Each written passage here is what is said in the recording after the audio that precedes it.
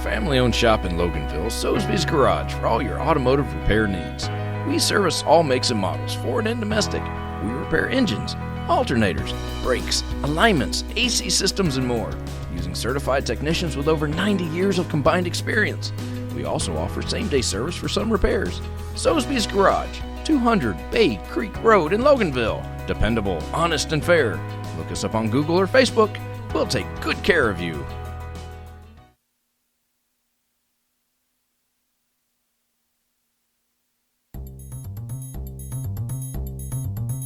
Broadcasting live from the Subaru of Gwinnett studio inside the Sonesta Gwinnett Place Atlanta Hotel. It's time for Case in Point, presented by Paradigm Security Services. We are the cornerstone of security in the Southeast.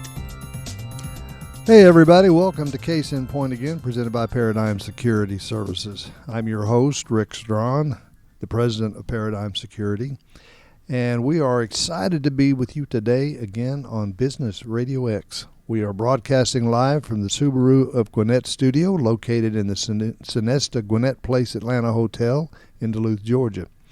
In addition to Paradigm Security Services, this show is also brought to you by Soesby's Garage. You heard their little clip in the beginning.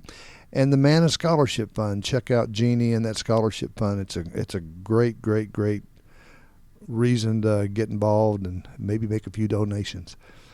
On every show, we feature businesses and organizations in the Atlanta area, especially those that serve Gwinnett County. While all businesses have security concerns of some kind, not all are about physical security. And we will touch on that and other related aspects of security through the course of our shows. Our guest today, I'm really glad to have, finally, Ron Goodbub. He's gotten through with that COVID stuff and all that just about, literally just about killed him. And he's back to running his 5 miles a day, and I guess he maybe decided to run his 5 miles over here to our studios.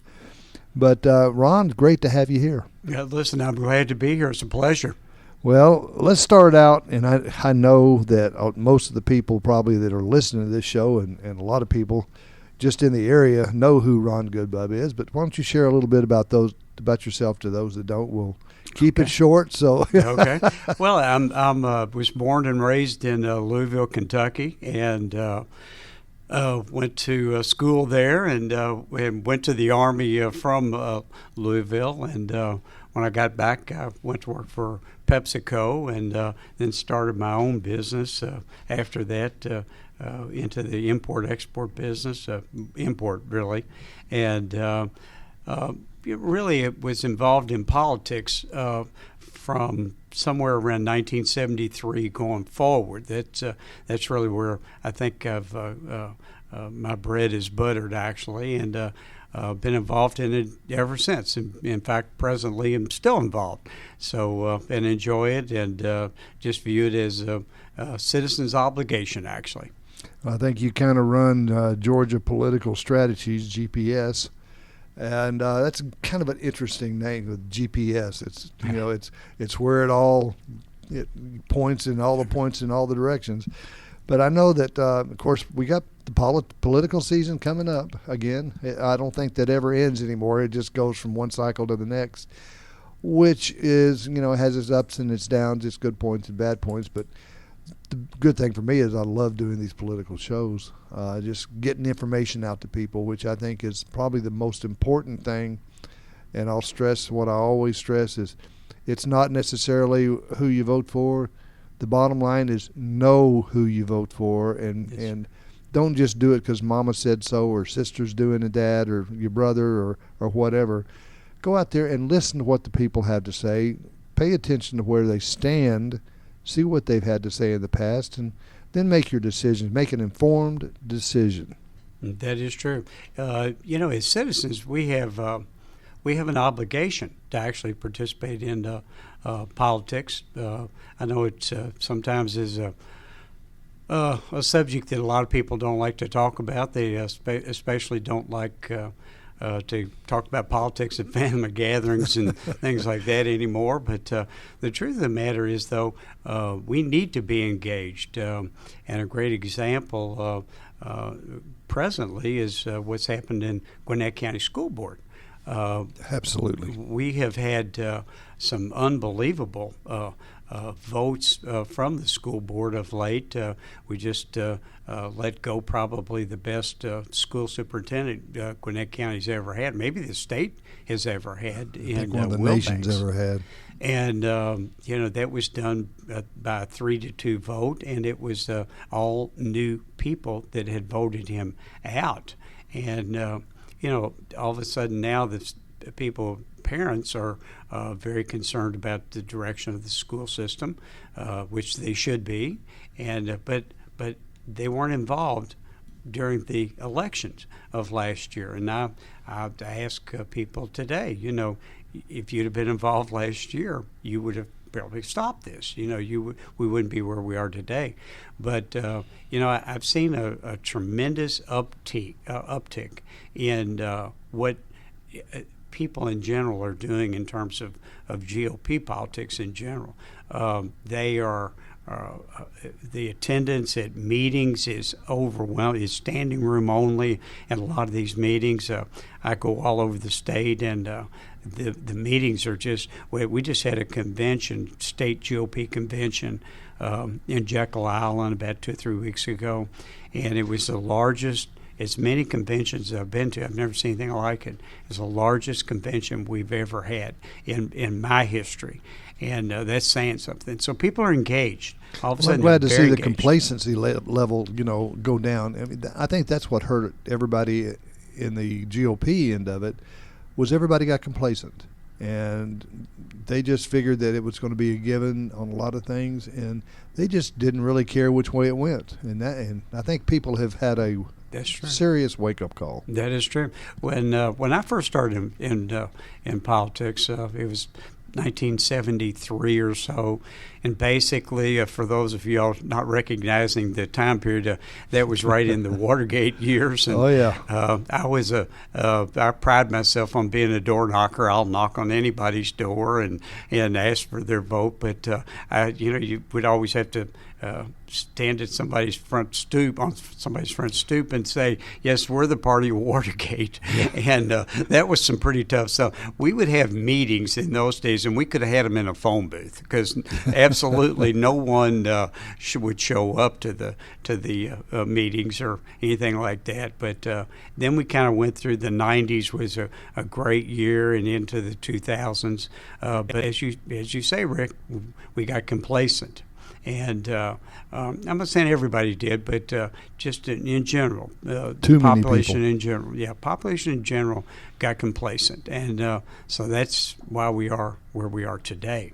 So, well, one of the things I'd like to kind of talk about is, I guess the best way to put it is, what's the temp of the political waters out in Gwinnett County and in the state of Georgia right now?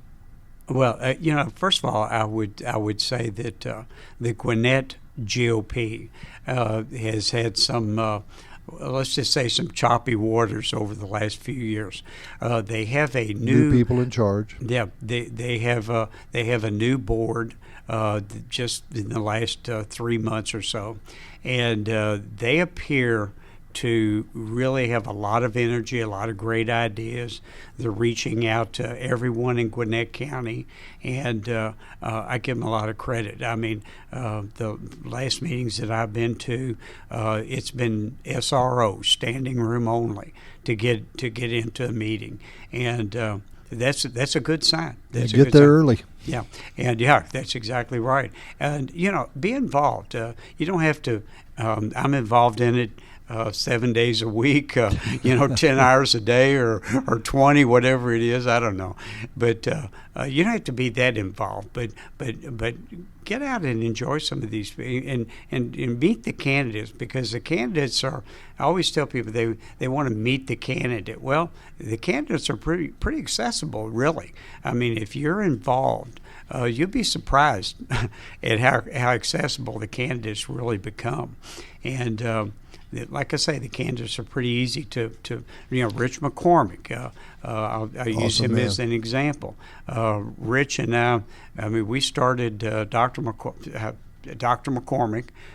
We started, 2 years ago on his campaign, and as I was telling you earlier, Rick, he was telling me a while back, we didn't know anybody. We were ground zero when we started. And today he's rerunning for election in the Georgia 7th District. And he has a very good chance of winning that election. I'm confident that he will. He gets out there, he presses that flesh, he gets the people, which he does anyway. I mean, he's always out there, he's always active. He is just a good man. And for those that are listening, we're going to have him back again on our show because that was one of the most informative people, and just willing to talk about anything, totally open. Just as a side note, and maybe it doesn't belong on the show, but Rich McCormick, in my view, saved my life, actually.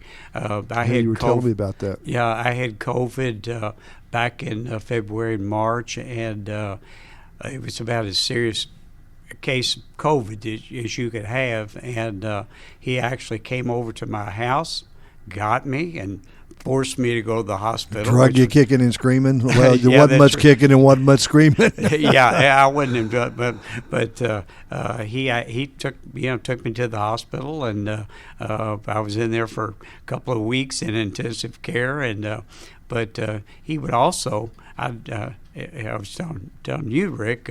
I'd wake up 3 o'clock in the morning, and he'd be sitting in the hospital room. He was the only one that could actually come and visit me because he had hospital privileges. But he is one of the best congressional candidates I have ever seen in 50 years, over 50 years. He's just a good person. Yeah, he ranks at the very top of the list, and I see candidates in different lights than the average person because I'm with them a lot. Mm-hmm. And Rich, I don't care when you see him, if it's 6 o'clock in the morning or at midnight, he is the same guy every time out. There's never any deviation. Myself, there may be a little. My thermostat goes up and down, but he's one of the best candidates, maybe the best congressional candidate I have seen in 50 years of doing this. So. Well, it's hard, and I've seen a lot of them run, but it's hard to find one that's running that's actually the person that, when they project themselves, they're really that person. Most of them put on a show and put on, That's true. They perform, and he doesn't perform. He just is who he is. That is, there's no other Rich McCormick. He is what simply you see Rich. Is what you get. That is exactly right, and it never deviates. Never. In fact, his entire family is like that. He's got a wonderful wife, Deborah, and she's an oncologist. She's a doctor as well. But again, the whole family is they are just upstanding citizens. Rich will make a great congressman for Georgia 7th District. Absolutely agree. Well, there's a lot of people going to be running. Can you kind of let us know what your insights are as far as some of the offices, some of the judgeships, and who you see as possibly running? It's funny. I made a list before I got over here because I thought you would ask me a bunch of questions. I better have the answers in hand. And one of the few times I hadn't gotten questions to give you. Well, in the governor's race, it's going to be very interesting because you've got Governor Kemp, who obviously ran a very close election against Stacey Abrams in 2018, and he's got some formidable opponents. Vernon Jones obviously is stepped into the race and is going to be a very formidable candidate. Primary, yeah. Yeah, that's right. And there's one guy that has not announced of yet, but I'll look for him to jump in the race, and that's Burt Jones. And Burt, he's a big oil executive, and he's going to have the funds to actually run a very substantial race. So that'll be interesting to kind of see how that pans out. And I tell people all the time, you have to understand, President Trump himself has really said a lot of things about Brian Kemp, obviously since the November election. But I'm not going to be totally surprised at the end of the day that the president doesn't come back and endorse Brian Kemp. Surprisingly as that sounds, but the president, he likes to be with a winner, and Brian may be the guy at the end of the day. Going to be going to be unusual to see how that works out. It's going to be an interesting primary season to start with, and then the election season is going to be a whole different animal. Oh, absolutely, absolutely. Well, like I say, the president wants to go with whatever the strength is, and we'll see based on the candidates. Burt is going to be. He's going to be a formidable candidate too, if for no other reason that he's got the money and the funds to actually back up a big race. Lieutenant governor's race, Jeff Duncan's already announced he's not going to run, which is probably a good idea. I think so from too. His standpoint. He's made some missteps that really hurt him. Yeah, I don't think he could get out of a Republican primary, honestly. But you've got Jeannie Seaver. She's from over in Savannah, who has jumped into that race, and Butch Miller, who he's in the automobile business, and he's going to have a bunch of money as well. And we'll see. We'll see. Yeah. There may be some others that I've kind of heard a few other names. Not real comfortable with talking about them today because you hear everything at the end of the day if you stick around long enough. And you're right in the position to hear a lot. Right. Well, and after a while, if you're close enough to it, people come to you. Yep. They'll tell you what they're doing. Secretary of State's race is going to be very interesting. Brad Raffensperger, of course. Everybody knows Brad all around the country at this stage. Yeah, he's got a national name. That's right. I'm not saying that it's a good name, but it's a national name. It is a name. That's for sure. And you've got two really good candidates in that thing, and Congressman Jody Heiss and Jody. A spectacular person. I mean, he is just a great person. And the other person is former mayor of Alpharetta, David Belle. And David's going to be a very formidable candidate in his own right. He has the funds to make it work. And he actually finished, most people don't realize this, but he finished second to Raffensperger back in 2018. Yep. But it's going to be that's going to be a great race right there. Well, you mentioned Jody Heiss, and I know that Paul Brown's going to be running for that seat that's being vacated by Jody. Right. Paul is definitely going to be right. He's already in, and that'd be interesting. Paul is a friend of mine, and known him forever, and. He's going to be coming on this show a little bit later as well. Yeah. Paul is he's now standing man. He's a physician, and he's got a great wife. I mean, I always ask candidates, can you before I get involved, I need to know the husband or the wife. What are the dynamics? Yeah, that's exactly. I was one of the very first people to ever meet Marjorie Taylor Greene, and I still want. If you know her well enough, I still want to get her on my show. I did know her. Well, I did know her. So I want her on I was here. the first person she really got. I knew you did. I just thought I'd throw that out. Okay. So Marjorie, Congressman, it's so hard to actually call because I knew her as Marjorie, but she and I had lunch one day, 3-hour lunch.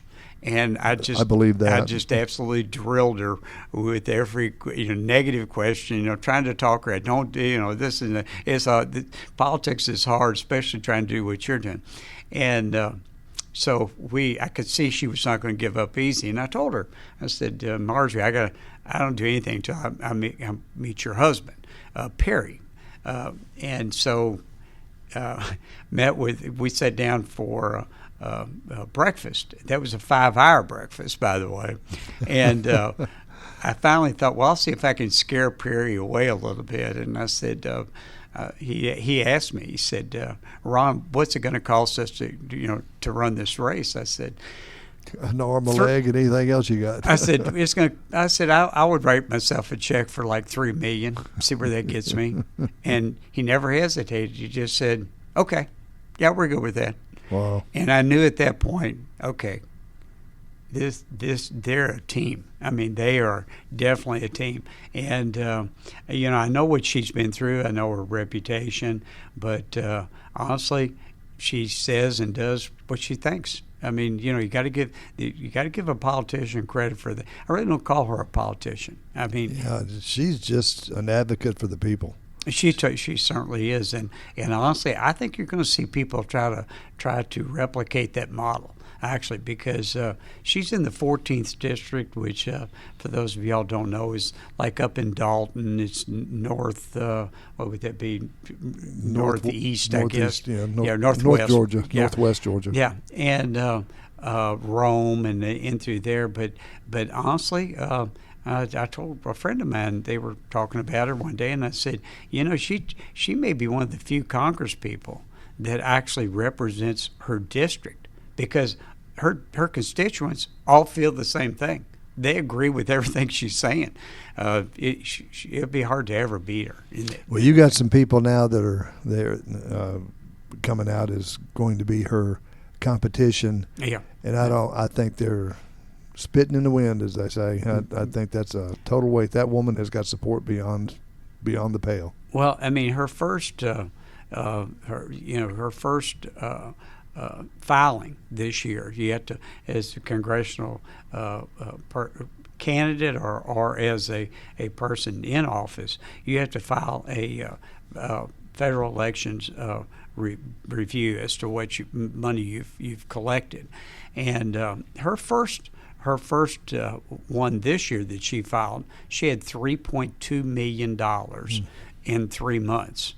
I mean, it's unheard unbelievable. of. Yeah, it's unbelievable. But she has a national following. It's not just the people who live in the 14th district. It is people literally from every state in the country. Well, and to be honest with you, the state Democrat Party and the national one can really be attributed to her following, because they have just beat her. They have beat her up. They've tried everything in the world to downgrade her, and every time they do, it's just like another man that ran here a few years ago.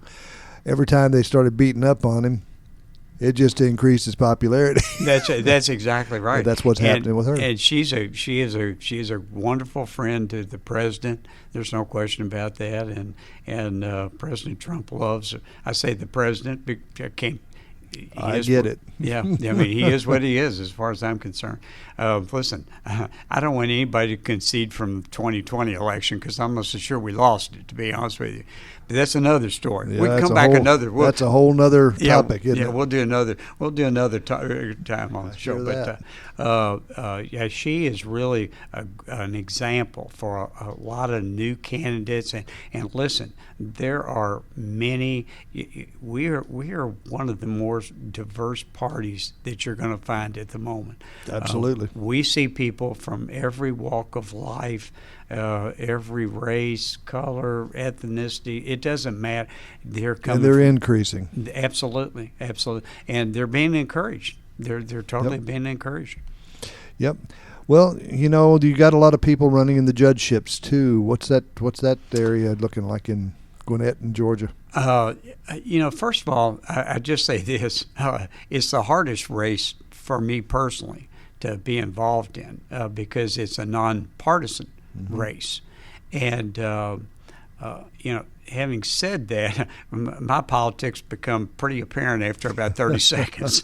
So I don't hide it very well. I've never noticed it taking that long. I don't hide it very well. But honestly, I've been involved in numerous judges' races, specifically here in Gwinnett County, that and they have won and sitting on the bench presently. And those people they are excellent judges.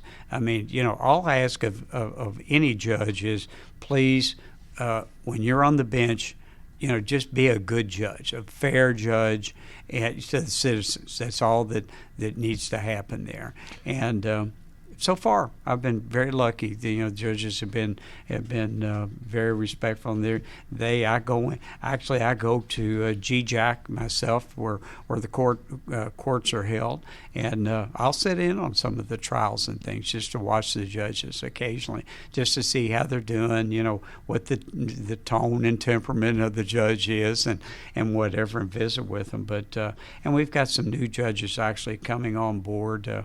Wanting to get involved, and they're attorneys, and they've got great backgrounds and whatever, and those are the kind of people that you want on the court.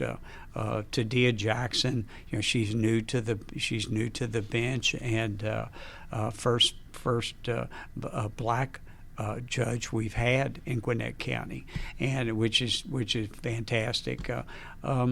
And another judge is Judge Carla Brown, and Judge Brown, I'm a veteran, and one day we were having lunch, and Judge Brown just said, Ron, you should come and see something we're experimenting with. It's called Veterans Court, and so I went over there and I was hooked. First day, from very first day on, and so I volunteer my time and work with veterans who are, who've run into bounce in the road, in the legal system, and I try to help them through that and issues they may have with the Veterans Administration and things like that, and I know a few politicians, and I don't mind calling them and telling them, you need to be in court. You need to see what's going on. And they show up.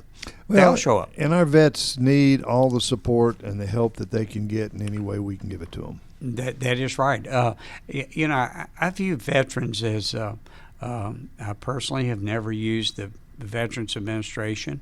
I've never had the need to. I was fortunate enough not to have to go through them. And thank you for your service, by the way. I appreciate it. It was my honor, really. But today, I just see veterans in a different light than the average citizen. They've been through struggles that most average citizens would never contemplate or never do. Everybody has the opportunity. You can go join now. I was a draftee in 1969, so I've still got the splinters under my fingernails where they drugged me off. Yes. I did not want to go. 69 was the year that I went down and did my physical down at the old auditorium. Oh, yeah. Honestly, though, it was a life-changing event for me because I came back I don't want to say a different person, but more disciplined. I'd learned a deeper person. Yeah, I was ready to start life and go on to do the other things I did. But the average veteran, they really sometimes they're afraid to even ask for help when they need it desperately, PTSD or just war injuries in general. And there's been so many years that asking didn't get it. That's true.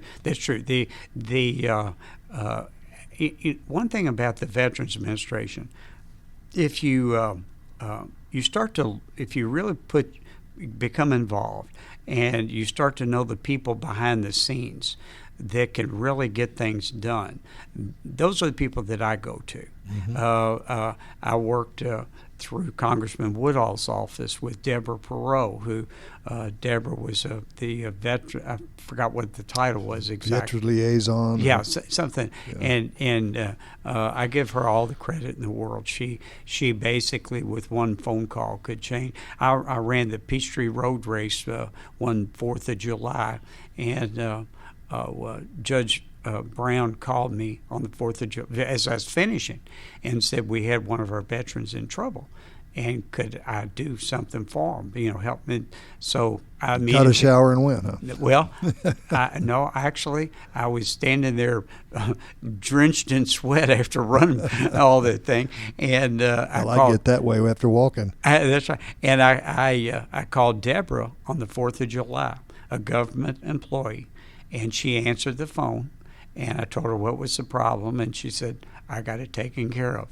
And to me, those are the kind of people, government employees get a bad name on occasion, but that's the kind of examples I There like to are use. some of them in there that if you know the right people to get to, but I think that's the biggest problem with a lot of people is you got to know the right people to get to, and you got to have some way to get to them. That's true. Just and a lot of it's just the red tape, the bureaucracy, and the stagnation that has sat there for so many years that nobody's dealt with. And a lot of that stuff, it's getting better, but it's got a long way to go. Long way to go, but it is getting better. I'm sorry, I deviated, got off the subject. No, that's fine. Anything's open. But that was kind of interesting. I can go through some of these other races if you go care. ahead. We're going to run over from our half hour, and I hope everybody stays with us, including Mike back there. I hope we all stay with us. We're going to run a little bit over here because this is just too damn interesting to shut down. Listen, anytime you want me to stop talking, just give me the We'll get chop there. sign, okay? Well, I would just say just a few other races I talk about. One is the 6th District, which is Fulton County, Alpharetta over and through there, and Lucy McBath is a congresswoman over there at the present time, and there's going to be some interesting people on the Republican side who's going to jump in to that race. As long as we don't have some repeats. Right. We're not.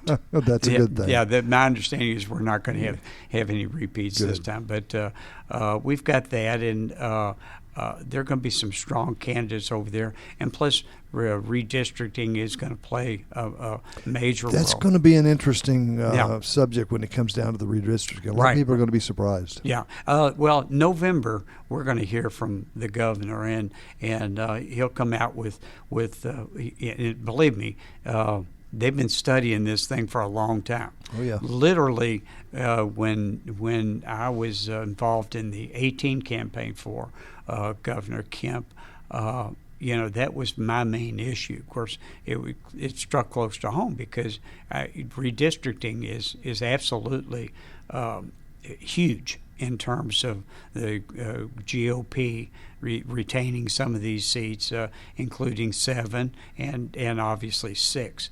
But I think we're going to be very strong in 6. And I think we're going to be super strong in 7. We're going to have the best candidate we've ever had, which we had last time. But I have every. Want a name? Hope. Oh, well, Rich McCormick. Yeah, I just thought I'm sorry. Remind everybody there of Rich's name again. That's exactly right. Well, Rich, I think Rich has already started. He really, the day after the election, he began again, and he is a man among the people. He gets out. I don't care what it is. I mean, I've seen Rich. He seems to me like he goes days without sleeping. I mean, he works at night. That's he works the night shift at Gwinnett Medical. He's an emergency room doctor there, and you meet him the next morning, 8 o'clock after he gets off from work, and boom, all day campaigning, and he just never wears out. You just got to wonder when he sleeps. Yeah, I heard an interesting. I will tell you this story if you got time for one little Rich story. I think Rich was working at Grady Memorial. Real familiar with that one, being with the city of Atlanta for so long. Back some years ago, and he decided he wanted to get out in Gwinnett County. So he sent in his resume to Gwinnett County to become emergency room doctor. And they basically, after some time, Rich decided he'd waited long enough. How come they're not getting in touch with me? And so he called and talked to the person in charge. And they said, well, Rich, honestly, we read the resume and we figured that you'd hyped any reason. Yeah, well, we thought that you'd hyped your resume. It was bogus. No one could do that much in such a short period of time. And so Rich then explained to him, well, no, everything on there is exactly 100% true. And doctor said, well, who was in charge of the search, said, let me go get that resume out of the garbage. Like the next day they hired him. But he's a very accomplished man. Well, and he has a resume that's just unbelievable. It's just so much on it. Yeah, just ask that doctor over at Gwinnett. He thought so too. Yeah, and I know what it's like around Grady. I've made my share of real early morning trips and over the night trips to Grady Emergency over the pass with the law enforcement career with Atlanta. I made a few trips there. I bet you did. Yeah, and they were my own trips. They weren't just to see somebody. yeah. I can believe it. Well, they say it's the best hospital if you're emergency and burns. Yeah, that's exactly right. Trauma and burns. Yeah, it's amazing. You don't want to stay there, but that's right. That's exactly right. Get up, get treated, get out, and go. The other thing I would talk about just a little bit is President Trump himself. There's a lot of talk about exactly what are his plans, what would he do, and honestly, I have to date, I have really never met a fellow Republican who has said that they have turned against the president. Now, never Trumpers and Democrats and whatever, I'm sure, are still opposed to him. But I've never, it's amazing that even after all this time, I've never met another Republican who said, okay, no, I'm done. I'm done with the president has extremely he is extremely popular within the Republican base. There's no question about that. And honestly, I think just due to Biden himself, I think the president becomes more popular every day, to be honest with you. I can get that. I would talk about one other person, and I want to talk about Kelvin King. Yes. Who I was just going to bring him up. Well, Kelvin King is just a wonderful candidate for U.S. Senate. Air Force vet. Graduated from the Air Force Academy. Started his business literally, as he says, in his bedroom. Osprey Construction Company. It's one of the top 1,000 businesses in the country, I believe, if I'm not mistaken. And he's married to Janelle King, who is one of the hosts on the Georgia Gang on Sunday morning. And Janelle, I've known actually Janelle, I knew Janelle before I knew Kelvin. And she's a star in her own right, to be honest with you. And they're going to make a very, very formidable team. We're taking him around the state as we speak, and we've gone to every, we're going to go to every nook and cranny. I always tell them, you have to go to Adele, Georgia, Boston, Georgia, and all the places, LJ. Those little places. Yeah, and it doesn't matter. Where, if there's 20 people, 5 people, or there's 1,000 people. Yeah, you have to. Everybody gets treated the same, and I believe he's got some things planned for between now and fall, being out in the state a lot, and hopefully we can get him on this show. He's coming on here if I have to go arrest him and bring him on here. Yeah, I'll pass that along. Yeah, I'm sure that's going to make a difference to him, because he don't want to get arrested. But no, I used to go be with. We have a warrant for, and that'd get me in the door for talking with people with construction. There you go. He is an outstanding candidate, and he, in my opinion, is the only candidate in that race to date who has a chance to actually beat Warnock. Because and it's, as I tell him and Janelle both, you have to remember, Warnock does not live in a vacuum.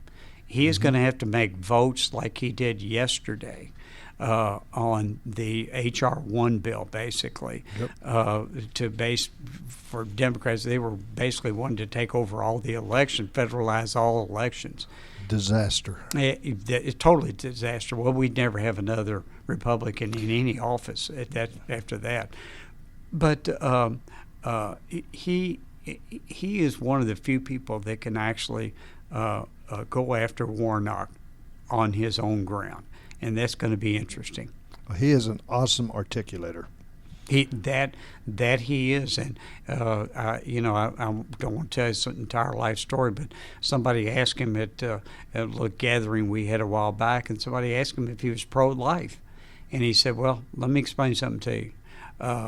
My mother was a 15-year-old unwed mother. Okay, when she became pregnant with me, and she had to decide between an abortion or having me. He said, obviously I'm standing right in front of you. He said, I'm very pro-life. Believe me, I'm very pro-life. But, well, I don't know if you haven't seen it. Look him up on some of his Facebook stuff. What is it? Kelvin King for Senate on Facebook, I believe. And that's right. Yeah. But if you go through there, he's posted some stuff where he talks a little bit. Listen to him and see what you think about it, because I was impressed the first time I saw it, and I was just like, wow, where has he been? Yeah, well, I can still remember the day that Janelle and Kelvin called me on the phone, and they just said, Ron, we've decided that we're going to run for the Senate. And there was a little pause on my part, maybe 3 or 4 seconds. I said, which one of you? Well, that's what I was just going to say. What I liked about what you just said was we're going to run for the Senate. Yeah, they're totally. It's the first time I've ever had now I've had a lot of husband and wife teams, but none like this. They in this particular case, these guys can go. They can go one direction, one the other direction, and they don't lose a step. I mean, they are totally, synchronized in everything they do. They've got a great message, and they know how to deliver it.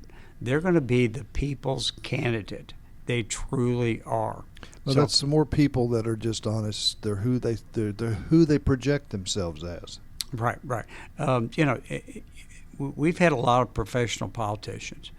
Kelvin is not a professional politician, and I always used to like to tell this story. And he's gotten better, as he's been out. He's gotten barraged with tons of questions, but he is, as he's gotten used to, standing in front of 5,000 people like he did at the GOP convention. There's always, and honestly, I was one of them. I'm sitting there going, wringing my hands. Come on, Kelvin, you got to deliver. This is a big moment. And he did. He had people standing ovation. So that was phenomenal. And it's not easy to get used to standing in front of a crowd like that. Oh, I can imagine. Just a few hundred at times that I've stood in front of. It's different. And I can't even imagine that few thousand. It absolutely is. I told Marjorie Taylor Greene one time, she just gotten started, gotten out on the stump, and she was speaking to a crowd, and they had her standing in front of a podium, and the podium, Marjorie's not the tallest person in the world, and the podium basically covered her up. And I told her, I said, that's great. I said, but from now on, I said, you should make a joke out of it and carry a little stool with you and put that stool down, carry it out with you when you're walking out there, just to show people, okay, this. Now he's back to Kelvin, though. He's done a terrific job. He's got a lot of energy. He's a young guy, and again, as I've told him, I said, you just need to hone your craft. People understand this is your first time out, whatever, not ever having done politics, and but he's going to be a very formidable candidate, and he's raising a lot of money, which tells me that people are starting to get on board with the candidate, and that's a good thing. Well, I could talk with you literally all day, and I know you could talk all day. But is there anything in particular you want to bring out, and then we're going to kind of end this segment? Well, I would just say I'm not the perfect example for the average citizen, because I do spend a lot of time in the political world, and I enjoy it. It is my passion. It's my passion in life, actually, because not necessarily for me, because I'm older, but it's for my daughter and for my grandchildren. And I would just encourage, as a message as we leave, get out there and become involved. see what the issues are where you live. I don't care if it's Sugar Hill, if it's Lawrenceville, it doesn't matter. But become involved. And, if you always wonder, gosh, you're just going to overlook me. I'll just be one of my vote doesn't count. Yeah. Okay. You're going to be pleasantly surprised, because you'll find that the candidates are totally accessible, and you'll find that you're going to be welcomed with open arms. So that would be my message. Please become involved, because we are at a critical time in our country, and there may not be many opportunities to rectify the things that have happened in the last 6 months. But if you get out there and do your thing, it's rewarding. Your heart will feel better at the end of the day. Well, if anybody would like to get in touch with you, Ron, to find out how they can better get involved, how would they do that? Well, my number, I'll just give you my number. It's 404-992-8517. And I'm on Facebook all the time. I'm not a Twitterator, but I am on Facebook, and I make my positions pretty clear. I don't hold back. I am who I am, but please get a hold of me anytime. I'd welcome the call. Excuse me, folks. I'm having a coughing fit here. Well, it's been great talking with you, and if I can not cough here, I'll get through my closing. But come back to see us, and I know you will. And this has been an unusual segment for us. We appreciate everybody staying here and listening, and we hope that you get back with us as we move forward into the season. And thank you again for joining us on Case in Point, presented by Paradigm Security Services, and in part by Sotheby's Garage and Manna Scholarship Fund. Be sure to join us for the live broadcast every other Wednesday at 11:30 a.m. here on Business RadioX. If you missed the live broadcast, no worries. You can enjoy the show anytime by visiting businessradiox.com, selecting the Gwinnett Studio, and then clicking on Case in Point. And please hit that subscribe button. This program is also available on iTunes, iHeartRadio, Spotify, and wherever you enjoy your favorite podcasts. Again, please hit the subscribe to Case in Point so you don't miss any of our future episodes. For my guest, Ron Goodbub, and for our producer, Mike and Amanda, I'm Rick Strawn, and remember, at Paradigm Security Services, we cover more than just your assets.